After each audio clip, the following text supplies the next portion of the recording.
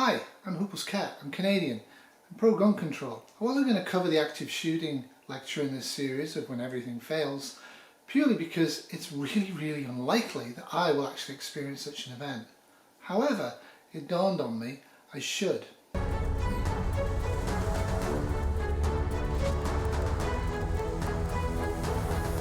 Like I said, I think the whole lecture is actually great for situational awareness, which is why I'm going to cover it. The event that he uses, the disaster that he uses, is the Huples nightclub shooting. I've actually removed almost all of the description, a lot of the background details on that. It is what it is. You can look it up if you're interested. As the club's patrons became aware of what was happening, some persons fled from the area. Others were able to find places they could safely hide. However, the toll of death and injury was high, as one person out of every 3 present in the club was shot. 49 people were killed in this tragic incident. I think most people accept that where there's a large number of guns in the population, there's a large number of active shooting events. But large numbers are relative. There's not that many even in America. And I think it's important to point out, I have no actual solutions to any of the gun control problems America has. 1 in 3 is terrible odds. It's unlikely you'll be in an active shooter event, but if you are, knowing some of the stuff in the lecture series will help. Another 53 people were shot but survived. Most active shooters are male. In this case, this one was a male. And he decided after 8 minutes of shooting, rather than the typical less than 5, to then take hostages. Most active shooter incidents, over 2/3 according to the Federal Bureau of Investigation, are over within 5 minutes, so the Pulse shooting extended longer than average. The hostage situation lasted until shortly after 5 o'clock in the morning. After several conversations with the perpetrator, negotiators were unsuccessful in their attempts to resolve the incident. Law enforcement officials made the decision to use explosives on the exterior wall of the building to gain access to the area where the hostages were being held. This in turn led to a shootout between the police and the perpetrator, during which he was killed. As a victim of this, if you are taken hostage, you should expect more violence, not only from the hostage taker, the active shooter, or shooters, but also from the police response. Be prepared to duck and cover from incoming police weaponry. The title of this course includes the word disaster, which often is taken to imply a natural disaster or accident. However, it can also include human-created activity, acts of violence specifically, that require emergency response. Preppers should prep for all types of disaster. By the way, I've noticed a pattern with the professor here in his lecture series. He's got a real strong focus on a couple of things, mostly on how first responders respond. So though his tips are really great for Joe Public, it actually Joe Public doing this helps first response. So I think that's where his bias, his focus is. The other one is I think he really likes animals. The Federal Bureau of Investigation defines an active shooter as an individual actively engaged in killing or attempting to kill people in a populated area.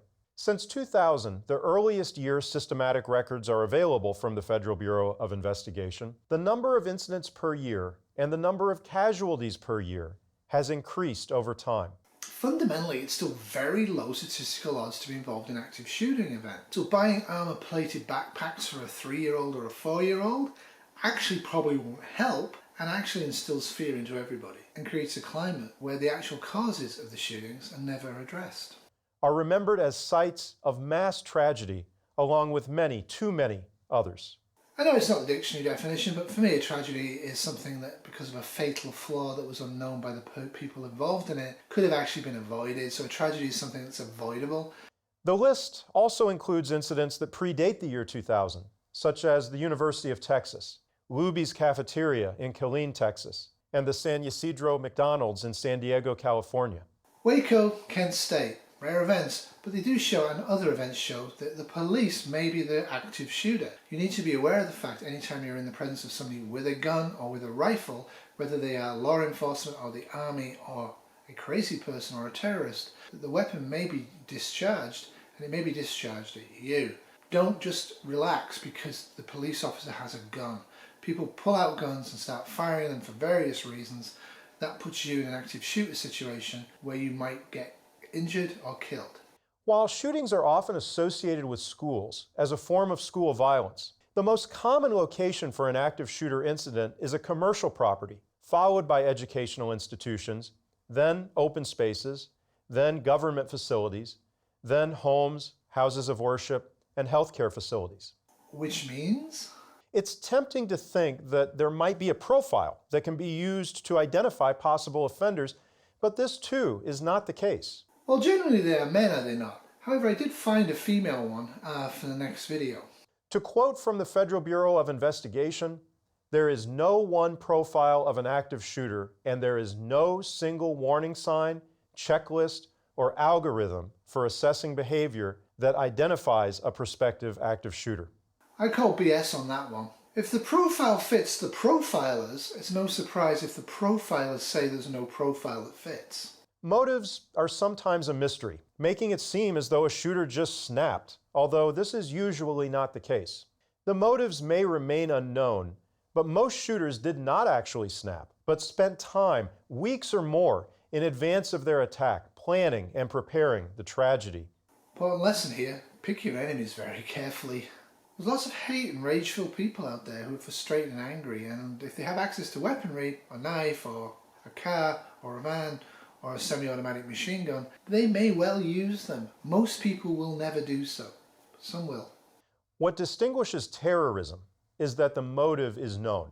Drawing upon the Federal Bureau of Investigation's definition, terrorism is the use of violence either by a known terrorist group or to, this is a quote, espouse extremist ideologies of a political, religious, social, racial, or environmental nature. Yeah, I disagree here. I think whether you're an active shooter or a knifer, or you let off sarin gas on a subway, or whether you use a van to drive down a street and kill people at random, it is domestic terrorism. But the effect of the violence is to cause terror in the population. Terror, it could happen to them randomly. Random violence really scares people, and that for me is domestic terrorism.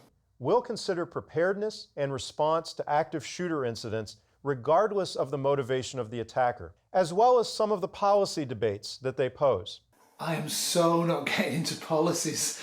I've done that before. It didn't go down well. People got very, very annoyed, on both sides actually, so I'm staying out of it, and I'm keeping his policy decisions and thoughts out of it as well. I just want you to be prepared for active shooting or similar events. That's all. That's the point of this. If you want to get politically aware or politically involved, feel free. As we do so, I'm going to use the term active shooter.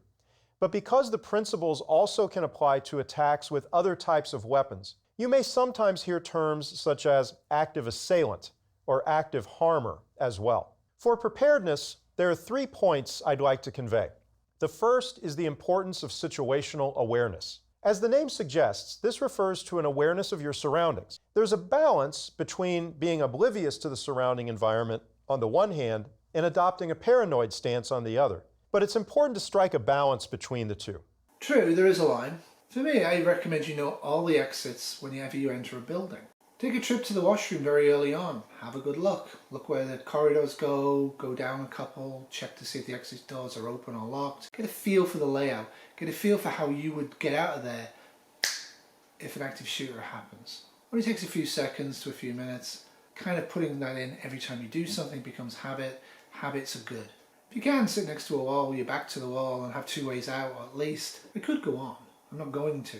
Location, location, location. But the key thing is to act immediately if you become alarmed. Don't just sit at the table waiting for others to decide that your feelings might be true. Don't sit at the table waiting to see if that banging was actually a gun going off or some problem in the kitchen or whatever. I actually do that on subway systems, on buses. If I get a bad feeling or if I see something I'm not happy with, I get off at the next stop. I don't sit and wait and think, well, it's only another 5 minutes on the bus. I get off. It happens really, really rarely that I actually put myself out and inconvenience myself by doing this. But active shooter events happen, but they are rare. So inconvenience yourself occasionally might be a good way to go. Now, convincing your family and friends that that's okay, that might be a different plan. But take a moment to glance at your environment. Do you know where the exits are? Just like they say on those aircraft safety briefings, be aware that the closest exit may be behind you. What is the evacuation plan? Is there a designated meeting area? Are there any hazards in your field of vision? Are you in a space with a door? And if so, can it be closed and locked? If you're outdoors, where is the nearest shelter? Are there areas that provide concealment and cover? Actually, let's talk about those terms for a moment. Concealment is a place where you can hide from view. Cover is a place that is likely to stop a bullet.